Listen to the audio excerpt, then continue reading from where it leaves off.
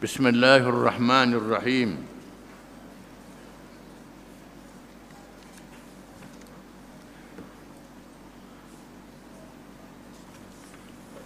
Peristiwa Abu Jandal.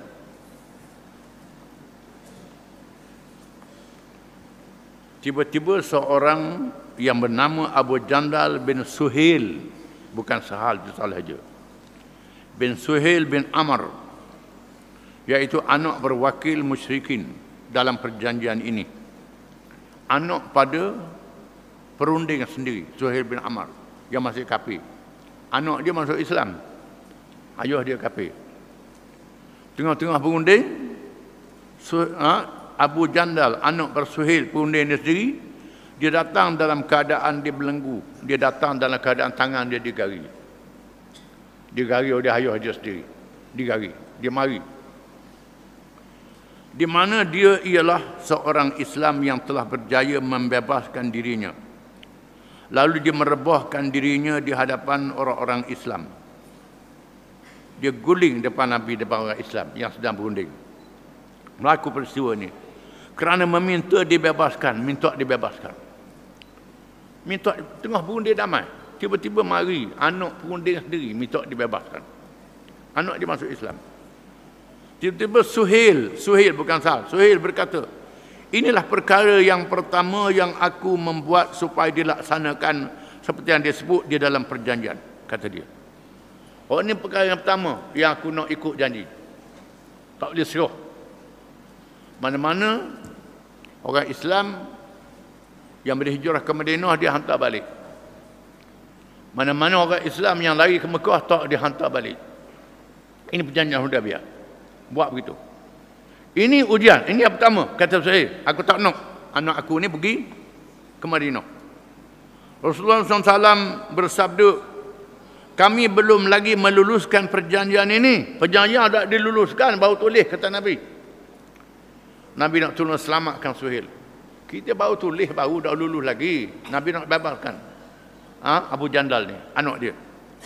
Suhail menjawab, demi Allah, aku tidak mahu lagi menyelesaikan masalah denganmu. Tegak. Kalau tidak, kita batal perjanjian ni, kata Suhail. Ini satu ujian yang sangat dahsyat. Ujian pada Nabi. Ujian pada sahabat-sahabatnya. Sudahlah perjanjian itu berat sebelah. Mari pula anak perunding itu sendiri, hak kafir ni, yang masuk Islam, minta dibebaskan. Dalam perjanjian itu tak boleh terima. Macam mana? Suhail kata tak boleh. Nabi kata kita tak lulus lagi perjanjian ni. Rasulullah SAW bersabda, bebaskan dia untuk datang kepadaku. Kata Nabi, bebas bila dia mari dekat aku. Suhail menjawab, itu salah Sahal. Suhail menjawab, aku tidak mahu membebaskannya untukmu, kata dia. Aku tak mahu bebaskan dia.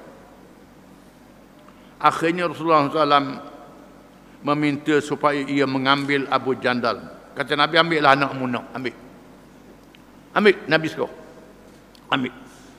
Tiba-tiba Suhail menyeret Abu Jandal dengan memegang bajunya dan menampar mukanya depan Nabi. Sudahlah, ambil tak apa dah. Eret baju depan Nabi. Ini ujian yang sangat dahsyat. Abu Jandal berteriak, wahai saudara-saudara muslimin, adakah kamu mahu mengembalikan aku kepada orang-orang musyrikin di mana mereka telah menyeksaku kerana agamaku? Adakah kamu sanggup biarkan aku, kata Abu Jandal, diseksa oleh puak-puak kafir ni? Aku dah masuk Islam, kamu sanggup tengok macam ni? Rasulullah SAW bersabda, Nabi bersabda, wahai Abu Jandal, bersabarlah dan percayalah pahala yang dijanjikan oleh Allah. Demi sesungguhnya Allah akan menjadikan untukmu dan orang-orang yang lemah tertindas sepertimu kelapangan dan jalan keluar, kata Nabi. Nabi kata, wahai Abu Jandal, sabar, Tuhan beri pahala.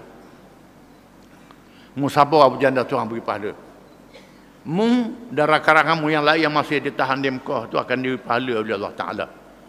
Pahala ni bukan apa. Pahala tak apa.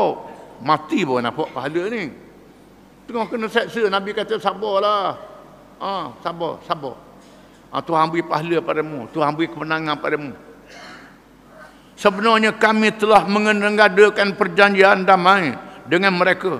Dan kami memberi perkara ini kepada mereka. Kata Nabi kepada Abu Jandal. Kita sedang berjanji damai.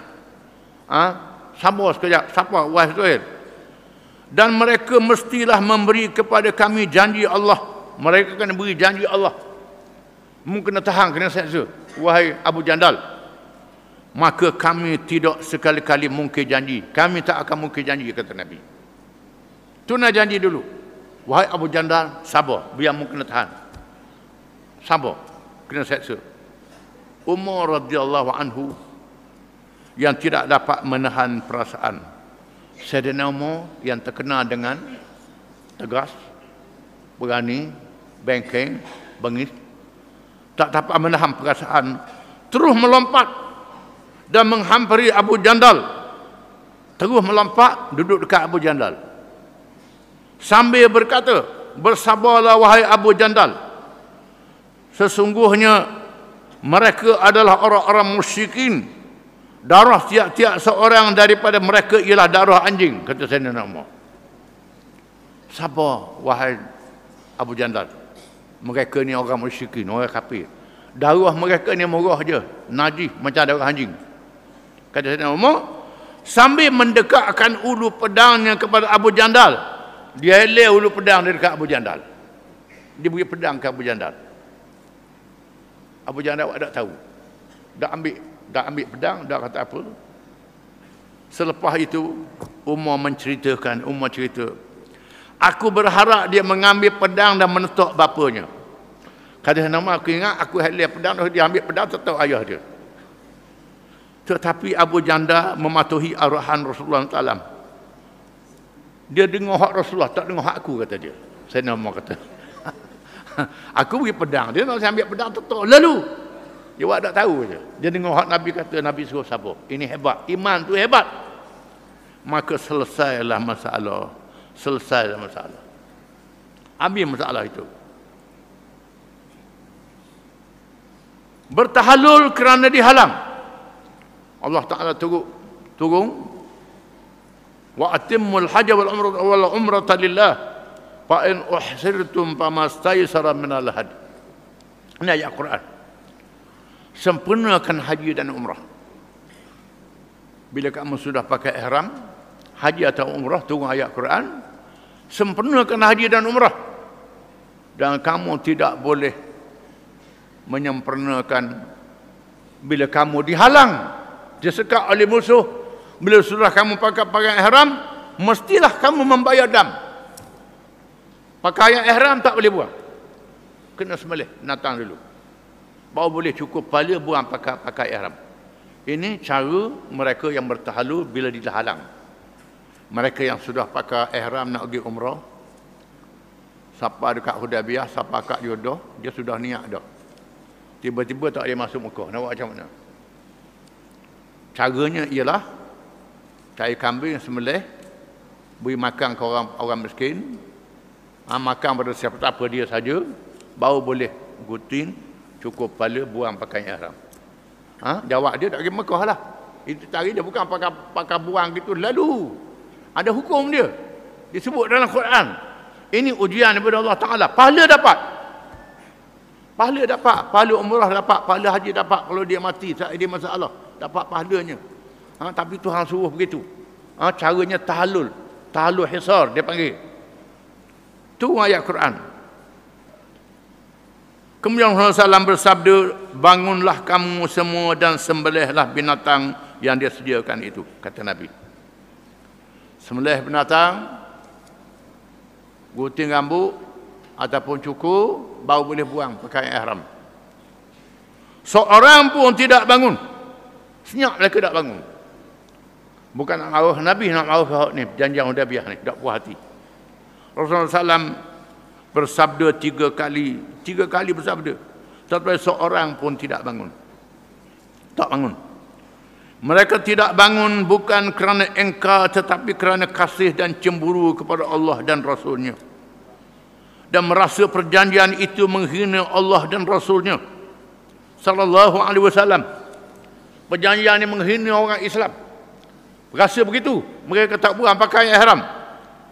Akhirnya Rasulullah SAW masuk ke dalam khemah isterinya Ummu Salamah, Ummul Mukminin Ummu Salamah radhiyallahu anha, dan menceritakan apa yang telah berlaku.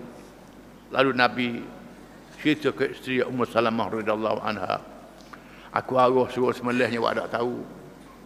Awak tak tahu dah ke? Ini perintah Allah. Lalu Ummu Salamah radhiyallahu anha berkata, kalau Rasulullah mahu mereka melakukannya, maka keluarlah dan jangan berkata apa-apa, terus sembelih saja. Yakni Rasulullah SAW melakukannya dahulu untuk bertahalul. Kata Ummu Salamah, Rasulullah kata apalah? Rasulullah tubik, sembelih, cukup kepala, buang pakai ihram. Dah kata apa? Buat gitu je, dah cakap, buat sendiri. Ummu Salamah menasihatkan Nabi. Ini satu nasihat yang sangat penting oleh Ummu Salamah radhiyallahu anha. Tuhan tu begitu. Isteri dia menasihat dia. Ini isteri yang hebat, yang sangat hebat, boleh memberi pandangan. Setelah melakukannya, tiba-tiba semua para sahabat bertahalul mengikut Rasulullah SAW. Abi pakai ikut belaka. Dengan menyembelih dan mencukur kepala mereka, menyembelih unta dan lembu untuk 7 orang. Rasulullah SAW menyembelih unta kepunyaan Abu Jahal yang dihias hidungnya dengan perak supaya menambahkan kemarahan orang, kemarahan orang-orang musyrikin yang dirampas daripada Abu Jahal. Daripada kemarahan orang musyrikin, serta Rasulullah SAW berdoakan rahmat kepada orang-orang yang bercukur sebanyak 3 kali dan kepada orang-orang yang bergunting sekali. Rahimallahul muhalliqin. Nabi kata. Lalu Allah Ta'ala beri rahmat pada mereka yang bercukur. Lalu al-muqassirin, ya Rasulullah, yang cukur macam mana? Rahimallahul muhalliqin. Tuhan beri rahmat pada mereka yang bercukur. Al-muqassirin, ya Rasulullah, rahimallahul muhalliqin. Tuhan beri rahmat pada mereka yang bercukur. Al-muqassirin yang gunting macam mana? Rahimallahul muqassirin. Allah Ta'ala beri rahmat pada mereka yang menggunting. Yang menggunting. Di sini menunjukkan bahawa kalau kita buat haji, buat umrah, cukur lebih afdal daripada gunting. Walaupun hukumnya cukup dengan gunting saja. Mazhab Syafi'i 3 orang rambut pun cukup dah. Jadi cukur lebih afdal daripada bergunting. Kerana Nabi doa 3 kali pada mereka yang bercukur dan sekali untuk yang bergunting. Tidak menyerah kaum muslimat. Wallahu a'lam.